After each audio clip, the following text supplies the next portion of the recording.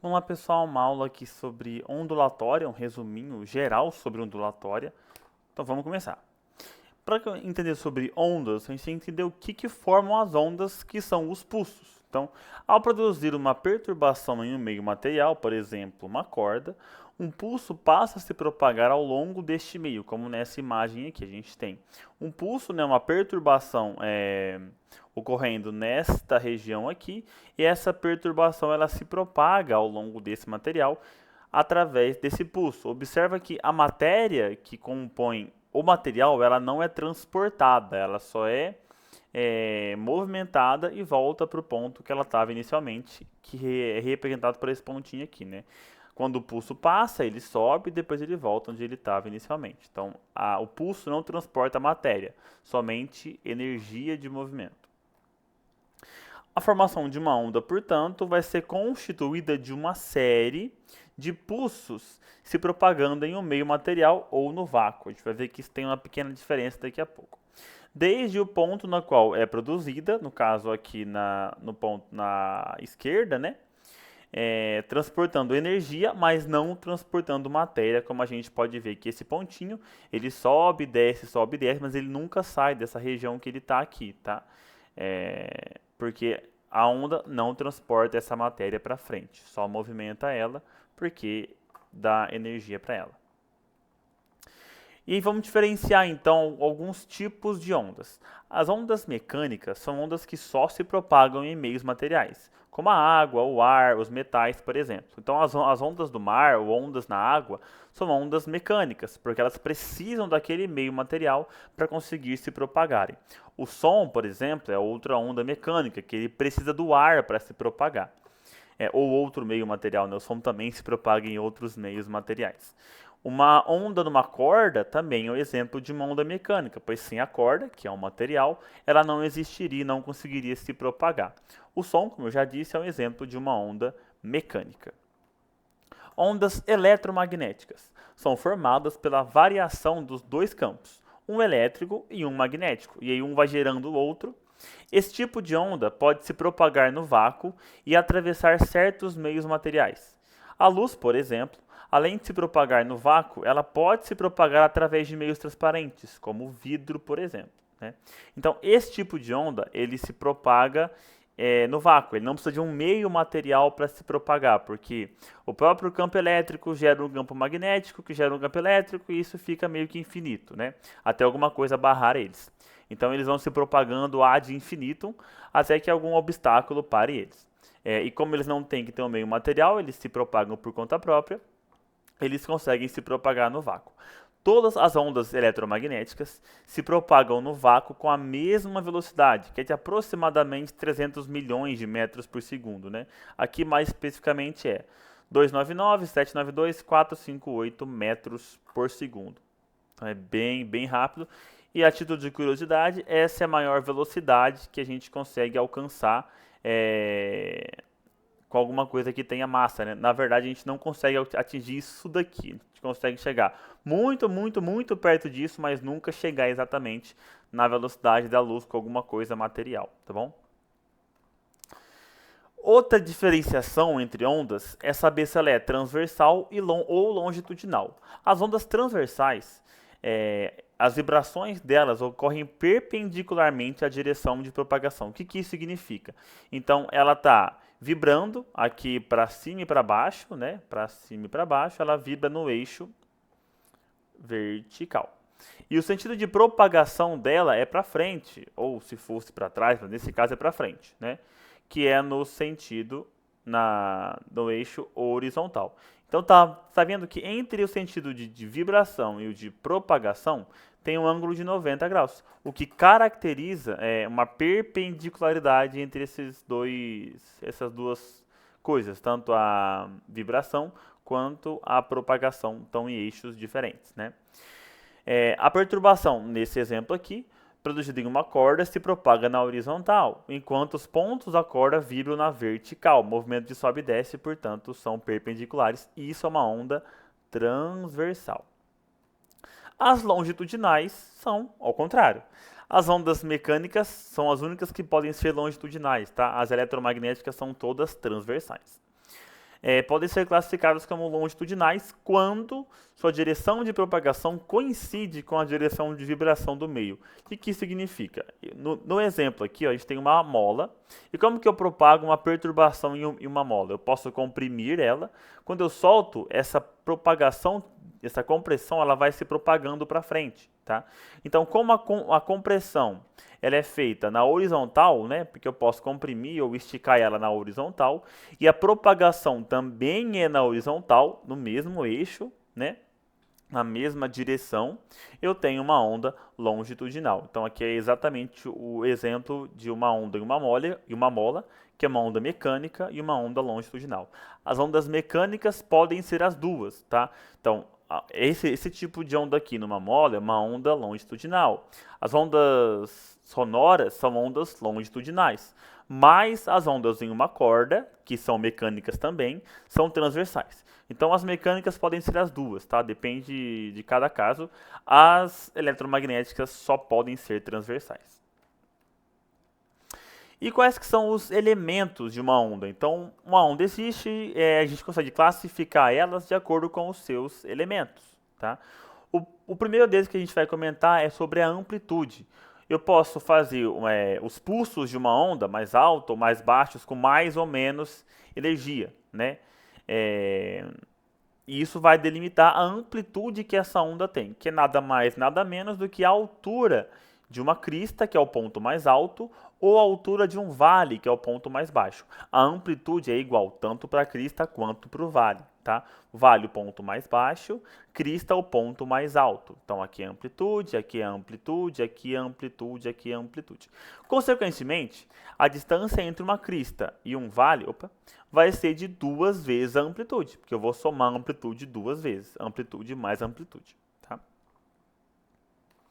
Outro ponto importante, e esse muito importante, é o comprimento de onda. Então vamos lá, que esse é um termo um pouco mais complexo, né? Chamamos de comprimento de onda, representado pela letra grega lambda, a distância, que é essa letrinha grega aqui, ó, a distância entre dois vales ou duas cristas consecutivos. Então, se a gente tem um vale aqui e um vale aqui, a distância entre esses dois vales é um comprimento de onda. Ou a crista aqui em cima e a crista aqui em cima, a distância entre as duas também é um comprimento de onda. Ou o ponto central aqui foi, subiu, voltou. Outro ponto central aqui, um comprimento de onda. Então, é a distância para a onda dar uma volta completa e voltar onde ela estava antes, tá? Isso é um comprimento de onda. A frequência. A grandeza frequência é representada pela letra F, então a gente vai usar F de frequência mesmo. Quando relacionada a uma onda, ela representa o número de oscilações que uma onda realiza por unidade de tempo. O que isso significa? Então, vamos supor que eu tenho lá ali, estou fazendo uma oscilação em uma corda, né? Estou gerando uma onda, né? Várias oscilações. Se eu faço 3 oscilações em 1 segundo, eu vou ter uma frequência de 3 oscilações por segundo. A gente chama esse segundo elevado a menos 1, ou 1 sobre segundo, de hertz. Tá? Então eu vou ter uma frequência de 3 hertz. Bom, se eu oscilo 6 vezes em 1 segundo, eu vou ter uma frequência de 6 Hz. Isso significa que alguma coisa acontece 6 vezes por segundo. Nesse caso, eu oscilei ela 6 vezes em 1 segundo. Eu fui para cima e para baixo 6 vezes em 1 segundo. O período, que é outro fator importante, que a gente vai chamar com a letra T maiúscula, ele corresponde ao tempo necessário para uma oscilação completa ser realizada. Tá? Então, tá aqui em cima, tá na crista, baixou lá no vale, voltou lá na outra crista, o tempo que ela demorou vai ser o período que essa onda tem. Então, observa que é o tempo dividido pelo número de voltas. Então, vamos supor que ela demorou 6 segundos para dar 2 voltas. Significa que o período dela é de 3 segundos. Ela demora 3 segundos para cada volta. A gente consegue observar aqui uma coisa muito importante, tá? O tempo vai ser medido em segundos, tá? A frequência vai ser medida em hertz, que é 1 por segundo, Tá? E as equações da frequência, que é n sobre ΔT, número de oscilações por tempo, e a do período, que é ΔT por n, tempo por número de oscilações, elas são ao contrário. O que significa que eu consigo relacionar o período e a frequência, porque, como olhando as equações aqui, elas são inversas, né? A gente percebe que a frequência é ao contrário do período, então a frequência f é igual a 1 sobre o período, e o período, consequentemente, é 1 sobre a frequência. Então essa é uma relação que a gente consegue usar de vez em quando. Por quê? Vamos supor que o período de uma onda seja de 3 segundos. Tá? 3 segundos. Então, a frequência dessa onda vai ser 1 dividido por 3, que vai dar mais ou menos 0,33 Hz. Aqui era segundos, aqui é Hz. Tá? Então, se eu tenho o período, eu consigo descobrir a frequência. Basta pegar 1 e dividir pelo período. Mesma coisa vale para o contrário. Se a frequência fosse 3 Hz, o período seria nada mais, nada menos que 1 dividido por 3 seria 0,33 segundos. Tá? Então, é sempre um o contrário do outro. E o último dos conceitos que a gente vai ver aqui, que é o de velocidade, que é justamente a velocidade com a qual a onda se propaga, que é o quão rápido a onda viaja por esse meio que ela está se propagando, né? Sabemos da cinemática lá de velocidade, que a velocidade pode ser determinada por v, que é a velocidade, igual a ΔS, que é o espaço, por ΔT, que é o tempo. Né? V é a velocidade, ΔS é o espaço, ΔT é o tempo. Consequentemente, o que é o espaço aqui? Qual que é o espaço percorrido pela onda? O espaço percorrido pela onda pode ser o comprimento de onda, que é o tanto que ela percorre para sair de uma crista, dar a volta e voltar para outra crista, né? Dar uma volta completa. E qual que é o tempo de uma onda? Bem, é o período. Então, a velocidade pode ser nada mais, nada menos do que lambda, que é o comprimento de onda, dividida pelo período, que é o tempo que ele demora para andar esse comprimento de onda inteiro, tá bom? Só que a gente sabe que 1 sobre o período também é a frequência. Consequentemente, se a gente substituir o 1 sobre t, que é o período, pela frequência, a gente vai chegar na equação que a velocidade é igual a lambda vezes a frequência, ou seja, é o comprimento de onda vezes a frequência da velocidade que essa onda tem. E essa é a equação mais importante da ondulatória. Por quê? Essa é a equação fundamental da ondulatória. Porque qualquer onda transversal, longitudinal, mecânica ou eletromagnética, ela segue essa equação fundamental da ondulatória, que a velocidade dela é igual ao comprimento de onda vezes a frequência, e é uma equação muito simples, é uma multiplicação entre dois fatores que gera o terceiro fator. Então, é uma multiplicação simples, qualquer onda obedece a essa equação aqui. Não importa o tipo de onda, ela vai obedecer a velocidade é igual ao comprimento de onda vezes a frequência. Vamos usar isso em algum lugar? Vamos lá. E deixa isso aí do Enem de 2018, que vai falar o seguinte, ó. O sonorizador é um dispositivo físico implantado sobre a superfície de uma rodovia, de modo que provoque uma trepidação e ruído quando da passagem de um veículo sobre ele. Então é aquelas perturbaçõezinhas que você passa na rodovia, lógico, é calculado aqui, tá? Não é um buraco na rodovia qualquer. Alertando para uma situação atípica à frente, como obras, pedágios ou uma travessia de pedestres. Ao passar sobre os sonorizadores, a suspensão do veículo sofre vibrações, que produzem ondas sonoras, resultando em um barulho peculiar.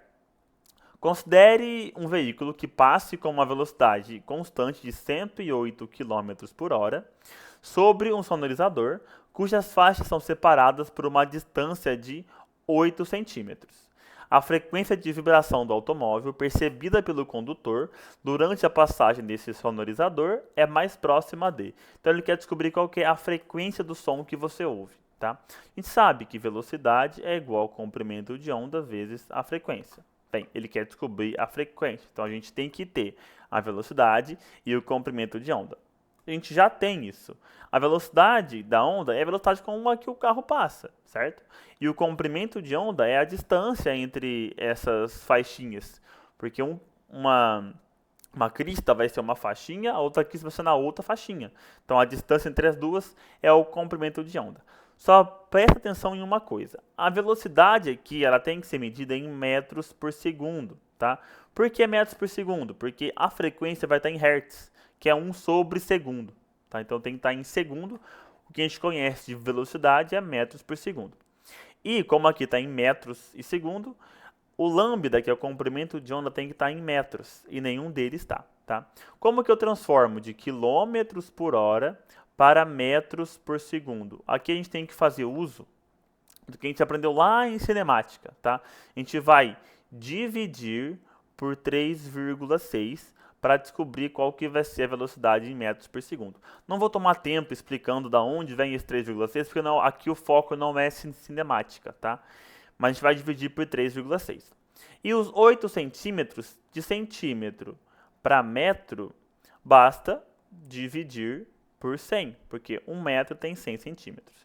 Então vamos lá, 108 dividido por 3,6. Não consigo dividir com o número com vírgula, vou tirar essa vírgula daqui e acrescentar um zero aqui. 1 não divide por 36, 10 também não, 108 sim. Vai dar exatamente 3, 3 vezes 36 dá, aí, dá 108 e sobra resto zero. O zero que está aqui vem no quociente, então a velocidade desse veículo é 30 metros por segundo, essa é a velocidade. O comprimento de onda vai ser 8 dividido por 100. Então, o comprimento de onda vai ser 0,08 metros. Pronto, agora está em metros por segundo a velocidade. Está em metros o comprimento de onda. Vamos fazer a conta. Velocidade 30, sumiu. Igual a 0,08 vezes a frequência. Portanto, a frequência vai ser 30 dividido por 0,08. 30 não divide, né? A gente não consegue dividir com o número com vírgula, então eu vou tirar as duas casas decimais aqui e colocar 2 zeros no 30. Então a conta que a gente vai fazer é 30 com 2 zeros, 3.000, dividido por 8. Tá? 3 não divide, 30 sim. 3 vezes 8 é o mais perto, dá 24. Sobra 6, desce o 0. 60 o mais perto é 7, que dá 56. Sobra 4, desce o 0. 8 vezes 5 dá exatamente 40. Então, a gente tem que a frequência que essa onda sonora é produzida por esse carro passando na rodovia é de 375 Hz, alternativa C. Bem, então a gente usou a equação aqui fundamental da ondulatória, tá, que serve para qualquer onda. Eu até peguei um caso mais atípico aqui, de um carro passando, gerando onda, enfim, para mostrar realmente que essa equação serve para qualquer onda. A única coisa a mais que a gente teve que fazer foi converter as unidades de medida para metro por segundo, a velocidade, né, e para metro o comprimento de onda. Para encerrar então aqui, a gente vai ver só o final, que é quando eu tenho dois pulsos vindo na direção um do outro, o que vai acontecer, né? Que é a superposição de pulsos. A gente vai ver o primeiro caso, que é a interferência construtiva, tá? Dois pulsos vão se encontrar, vão interferir um com o outro, e nesse caso vai ter uma interferência construtiva, tá? O encontro de dois pulsos resulta em um fenômeno chamado interferência. A superposição desses pulsos, ou seja, quando eles se sobrepõem, eles se encontram ali um sobre o outro, resultam em um único pulso, que se dá enquanto estiverem superpostas. Então, se eu tenho dois pulsos e eles se encontram, eu vou ter naquele momento que eles se encontram um pulso só. Tá? Nesse exemplo abaixo aqui, o tipo de interferência que obtivemos é chamado de interferência construtiva, em que a amplitude do pulso resultante é a soma das amplitudes dos dois pulsos iniciais. E isso acontece por quê?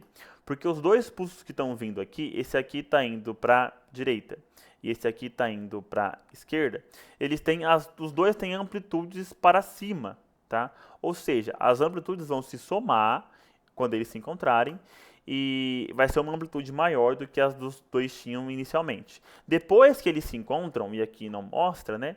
Eles seguem seu caminho como se nada tivesse acontecido, tá bom? Cada um ia seguir seu caminho normal. Opa, voltei. O outro caso é a interferência destrutiva, onde eles vão se encontrar outra vez, porém, como um tem amplitude para cima e o outro está com amplitude para baixo, no momento em que eles se encontram, eles vão se subtrair. Então, como aqui os dois têm a mesma amplitude, só que um para cima e o outro para baixo, quando eles se encontram, a amplitude some.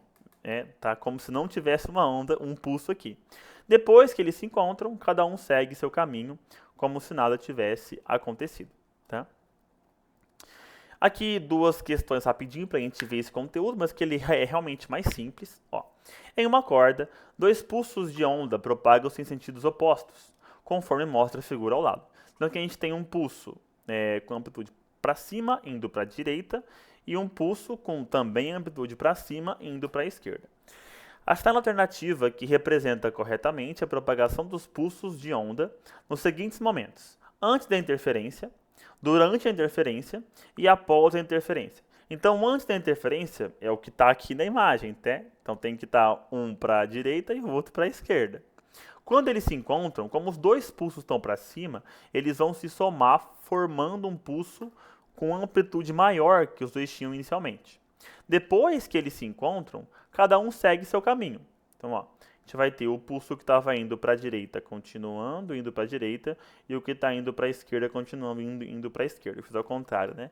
Esse aqui estava indo para a direita, continua indo para a direita, e o que estava indo para a esquerda continua indo para a esquerda, portanto vai ser a alternativa A. Então aqui eles estavam vindo, aqui eles se encontraram, eles se somam, aqui cada um segue seu caminho como se nada tivesse acontecido. Tá? Última questão, também sobre interferência, diz o seguinte, essa aqui do Provão Paulista. Nos dois extremos de uma corda esticada, são gerados, ao mesmo instante, dois abalos com o mesmo comprimento e que avançam um em direção ao outro, como mostra a figura aqui embaixo.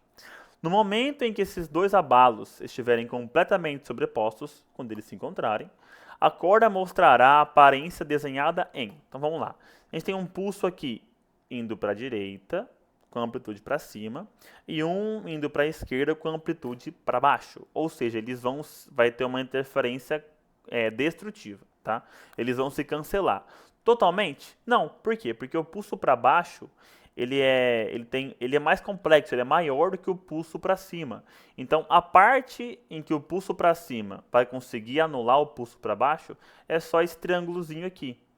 O resto, ele vai passar. Então, o pulso para baixo ainda vai sobrar um tanto, tá? Então, a gente sabe que não vai ser um pulso para cima, não vai ser essa, não vai ser essa e não vai ser essa. E não vai ser a A também, porque esse pulso aqui é a soma dos dois. E não é isso que vai acontecer, porque eles vão se anular. Então, o pulso para baixo, ele vence sim, porque ele é maior, né? Só que não sobra totalmente esse pulso ali, tá? Ele vai ser semi-anulado pelo pulso que está para cima. Então, a resposta certa é a alternativa E. Sobra um pouquinho aqui para baixo, mas não o pulso inteiro como tinha inicialmente.